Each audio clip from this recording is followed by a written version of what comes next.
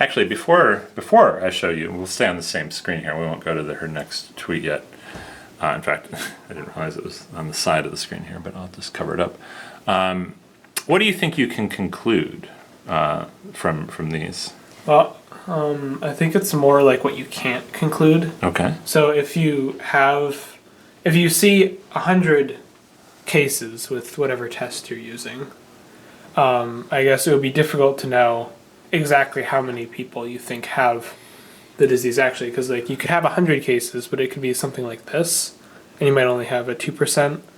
What is it? Seroprevalence? Call it 2% of the people have the test. 2% of the people have the cases, or your test could be slightly different, and you could have 4% of the people have the cases, which is double the amount of people having the cases, and you just don't know because your test is slightly off. All right. So what do you think?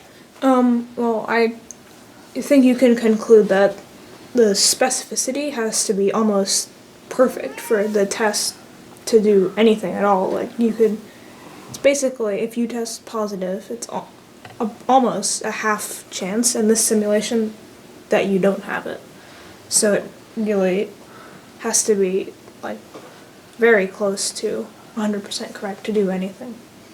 Okay. So let's see what she says. How do we know? This one, I guess I can zoom in on. Yeah, there I am. How do we know whether we're in the 2% or 4% people having it setting? It depends on the sensitivity specificity of the test. But the tests are so new, this is for the coronavirus, Yeah. The tests are so new that we don't know how well they work. So why is that?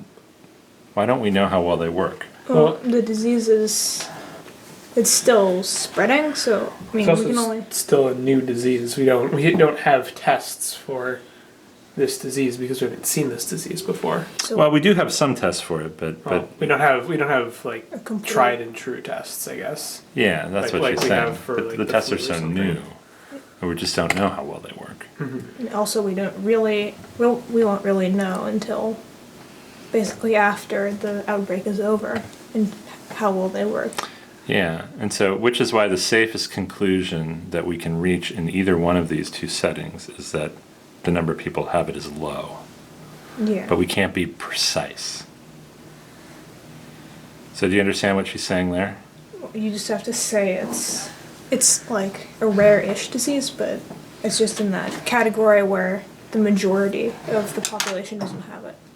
So you know most people will not have the disease, but you don't know like what percent of people have the disease. Right, so you can't say it's 4% or 2% or 3.97521 or anything You like that. can't calculate it. You can only say from these tests that in her examples, you can only say that it's just a low percent of the population hasn't. Yeah. All right, so now I'm going to give you a challenge to recreate her example. So what I want you to do is find two settings where you get roughly the same number of positives, but they actually are very different. Okay? Okay. So do you think you'll be able to do that? Yeah. Okay. All right, very good.